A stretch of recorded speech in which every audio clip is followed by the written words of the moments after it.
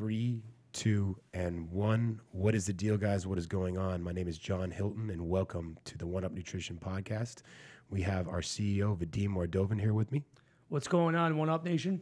And today our podcast is about training. Vadim, how and when did you first start training, and how did that change over time? I first started training when I was around 17. It's right. I was playing soccer, and then I was doing push-ups and pull-ups, all that kind of stuff to build the body the physique that I needed to play soccer. Mm-hmm. And then kind of started getting older, and I started looking at myself in the mirror, and I'm short. I'm 5'5", the best day. And I was very skinny too because I was playing soccer at that time. I didn't want to put too much muscle mass on my upper body. And I started thinking about, dating and college. Guys are going to be bigger. I need to put on some muscle mass. So kind of did self-assessment and decided to, I need to hit the gym. One of my buddies was already hitting the gym. He was a wrestler, so it was part of his training regimen. School gym, or this is actually like Gold's? This is Gold's Gym in Syracuse, in DeWitt, New York, which is in Syracuse, New York.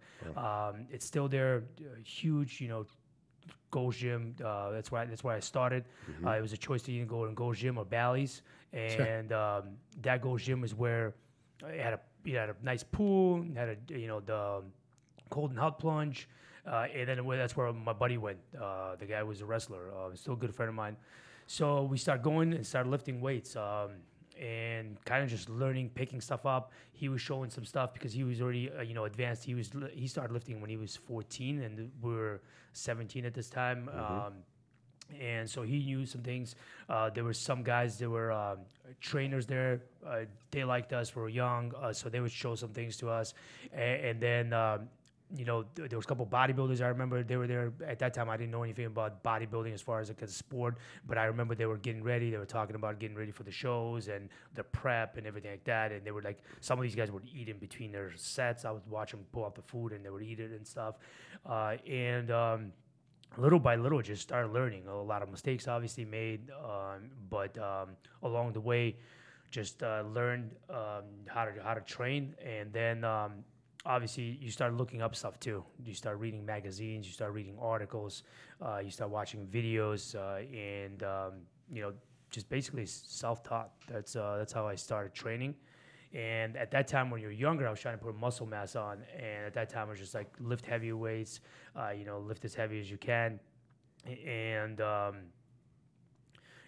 was the main goal at that time, just try to get bigger and bigger. And the diet at that point was not on point.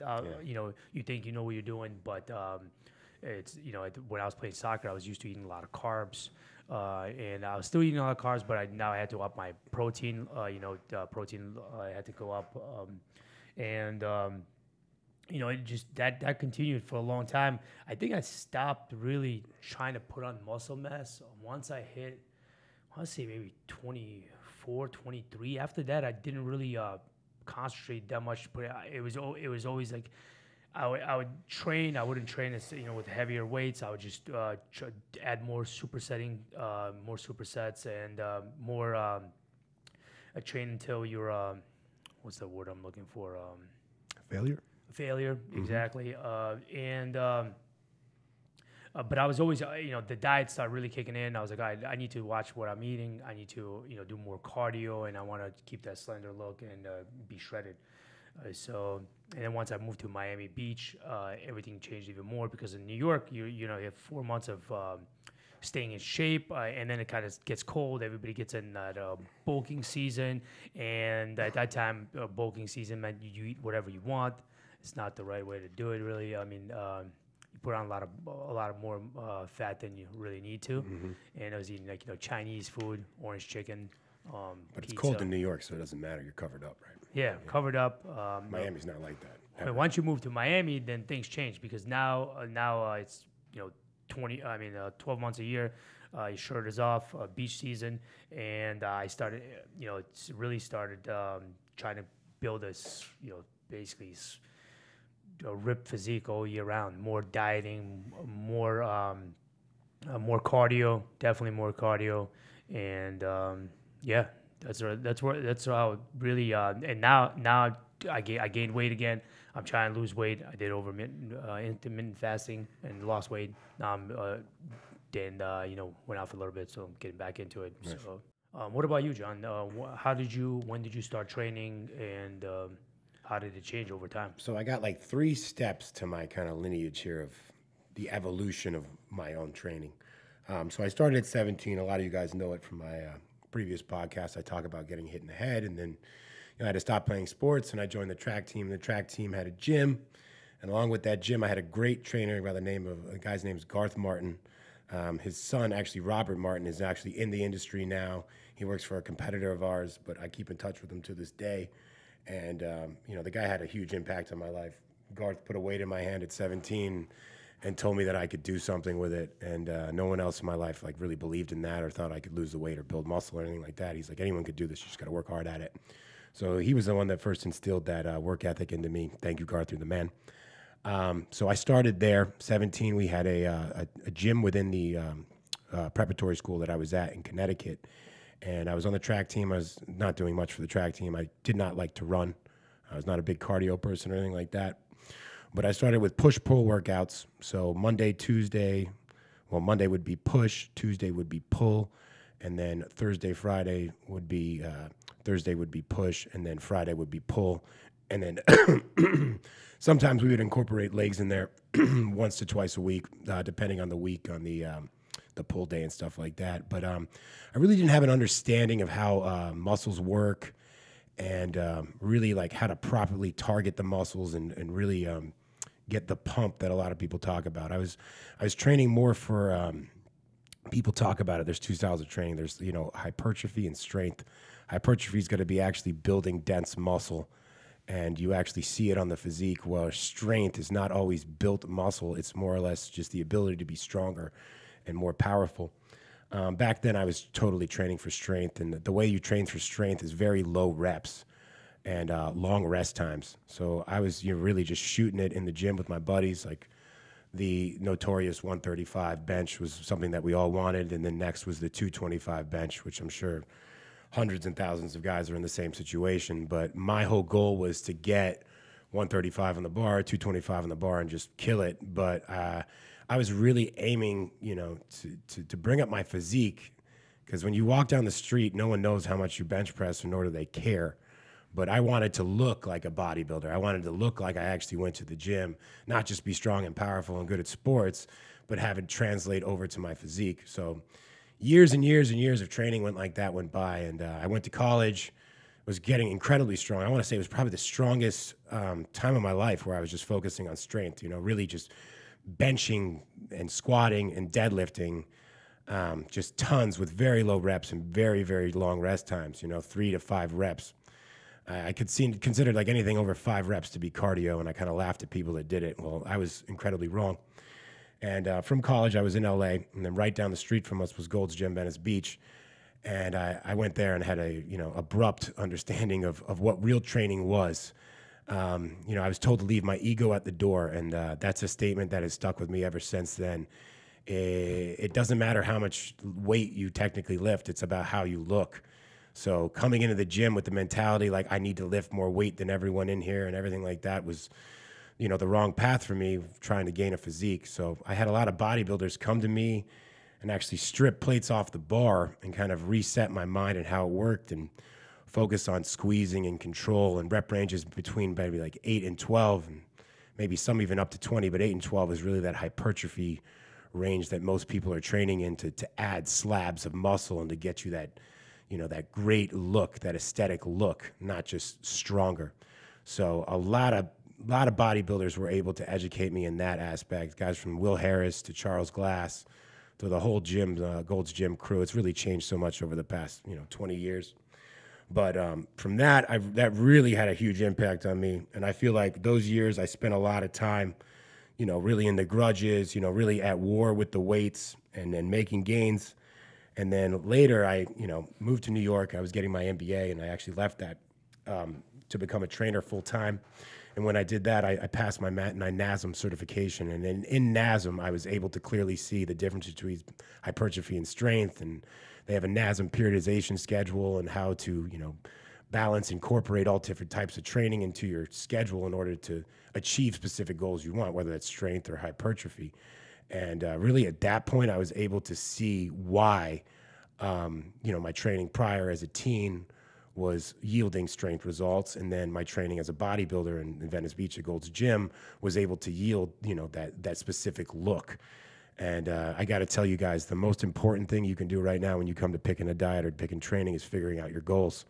If you are not aligning your goals with your diet and training, you're literally it's like getting in a car in California, trying to make it to Florida and not having a GPS. You're just like, oh, I'm going to go that way.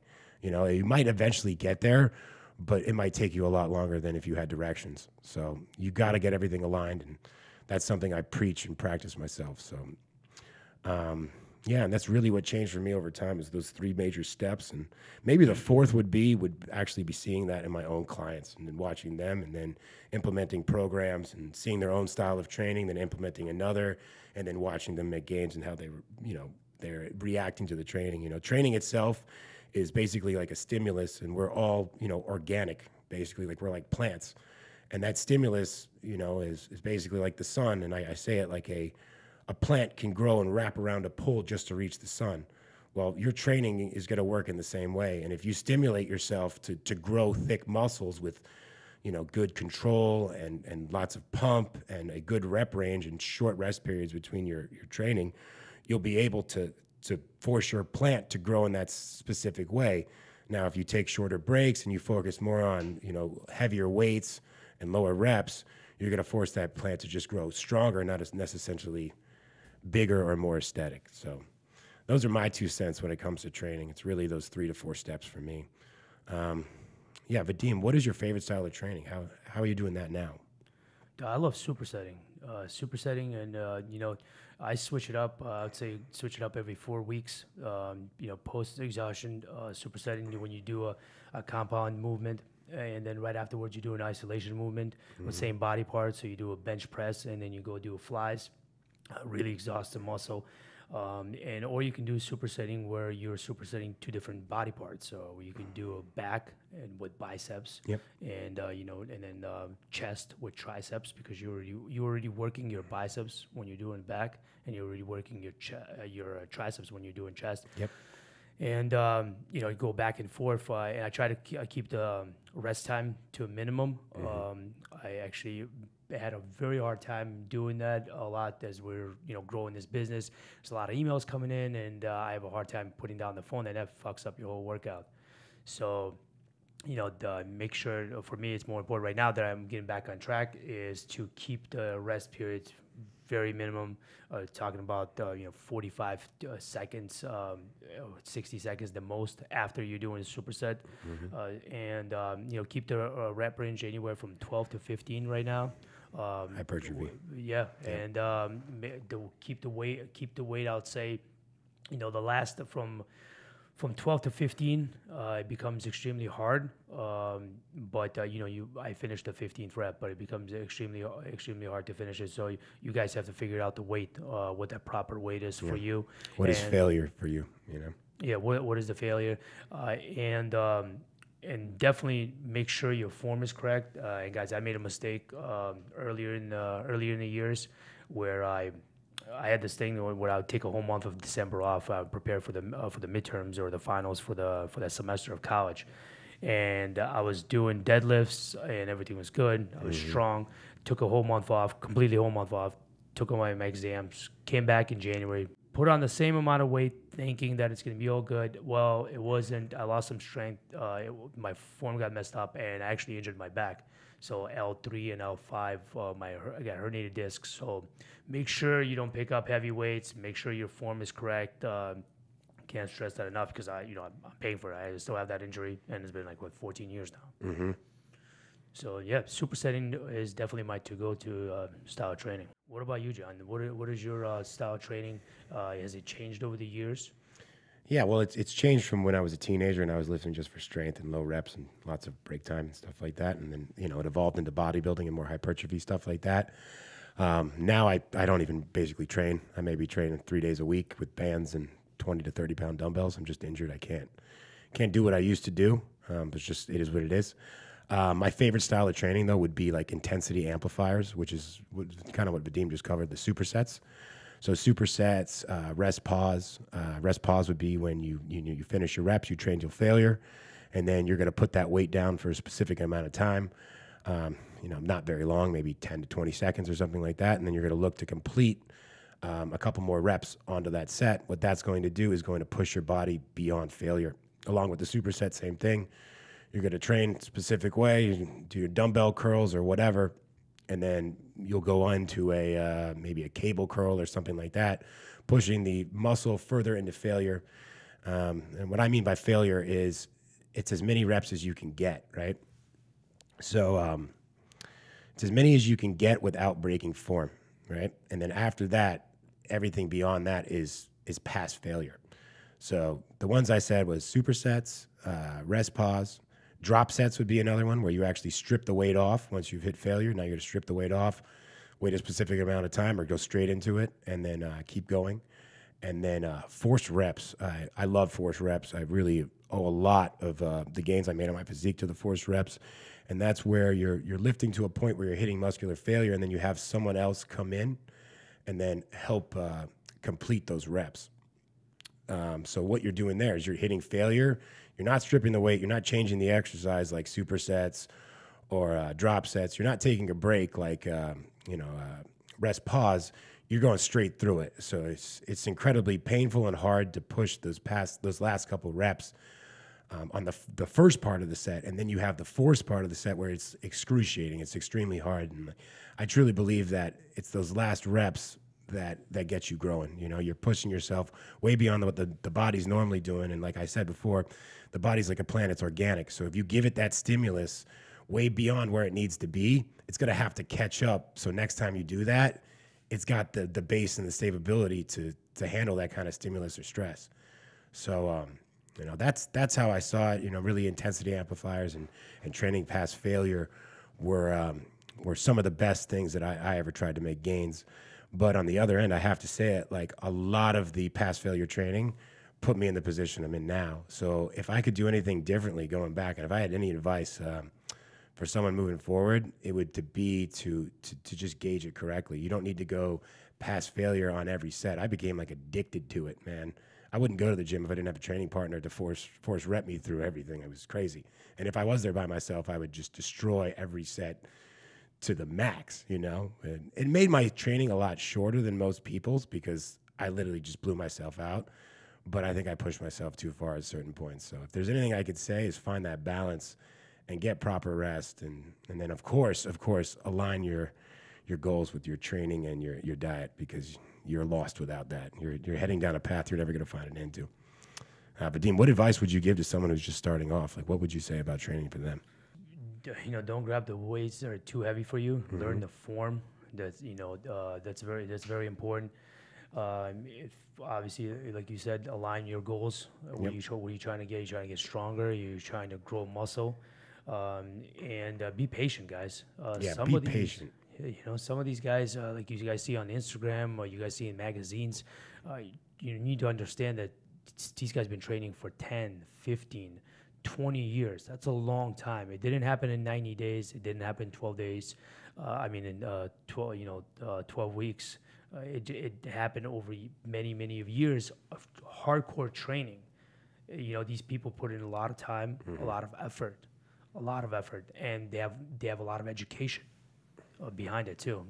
So maybe possibly go find a trainer, somebody who can train you from the beginning, maybe set you up so you will find out how to do the right things quicker, so you're not wasting a lot of time and potentially getting injured too. Mm-hmm. That's something I did not do, but now looking back, it probably would have been good to hire like you hired you had a trainer. I had a trainer since I started, since the day I lifted away, and I've had maybe 8 trainers throughout my lifetime, and I've been one myself, so I see it from all angles. And I have to say, getting someone that knows the ropes is a huge benefit, and then going in there with an ego, especially as kids, it's hard to gauge things when you're a teenager, when you see 100 pounds, 200 pounds, 300, 500 pounds, you don't really know the difference between 2 and 5. So it's easier to injure yourself because you haven't had the experience of just training and understanding weight and how it feels and what it can do to you. But we both agree. I think that if you guys pick up the weights and make training part of your daily life, Yeah. your lifestyle, it'll bring a lot of positive into your life, guys. 100%. 100%. Just do it in the correct fashion. And I don't think there's any age that's too early to start. I think there was like a huge stigmata. People saying it's going to stunt your growth and all types of stuff like that. Like, I think people say that because they just don't want kids in the weight room and having them possibly injure themselves and stuff like that. So just getting started is just a huge milestone. So doing it is just, that's everything right there. Start. Don't procrastinate. I stopped growing before I started lifting weights, guys. Yeah, So there it you wasn't go. the weights. I think a huge myth would be that lifting weights makes women bulky. It's definitely, we could do a whole podcast on that one by itself, you know? So that's not true. All these fit chicks you see right now, they all lift weights and they do not look bulky, man. You know? The only other people that look like that are female bodybuilders, and they're doing a lot more than an average girl in the gym, and they're putting all types of substances in their body that are not good. So that's the only way that chicks are going to look like that. So if you're a female and you're scared about lifting weights, I would not be worried whatsoever. Yep. And then diet is most important on top of the training. Just aligning them all and, really aiming for that goal you want. I'm trying to think, what other misconceptions? Vadim, you think of anything? I mean, maybe back in the day, it was like if you lift weights, you're like dumb or something. Yeah. You heard that before, but that that was a long time ago. I think. Meathead stigmata or something like that. Yes. Now everywhere you go, there's gyms. Yeah. It's part of the lifestyle for many people. Mm-hmm. And now with the help of social media, has become even bigger. Yep. And definitely. That was used to be probably one of the ones. So. I think a lot of people will be like, I got to hit the gym. And they'll go in there and be like, I got to lose weight. Let me do cardio. And they just spend all their time doing cardio. When here's the truth. If you lift weights and you build the muscle after you lift the weights, your body's going to be burning a lot more calories lifting the weights, number one. And then it's going to need a lot more calories to sustain the muscle it's growing from lifting the weights. So you'll burn more. So you can eat more food as you lift more and more. Where cardio, you're not building anything. There's nothing to feed. You're just slowly kind of burning off. So for someone who's just starting, I would highly recommend hit the weights over cardio. If you had a chance for 40 minutes in the gym, do weights for 30 minutes and cardio for 10.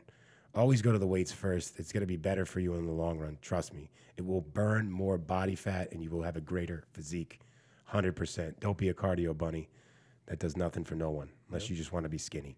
And if you only have 10 minutes for cardio, then definitely do high-intensity cardio. Yeah. Just make the best use of it. Still, I would argue if you only had 10 minutes, though, do weights, right? Oh, no, I'm saying if you had 30 minutes of weights and Yep. then 10 minutes left over for cardio. Yep. Do high intensity or something high like intensity with that 10 minutes to play with.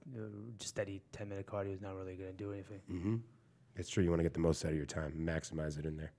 All right, guys. So that's the end of our podcast today.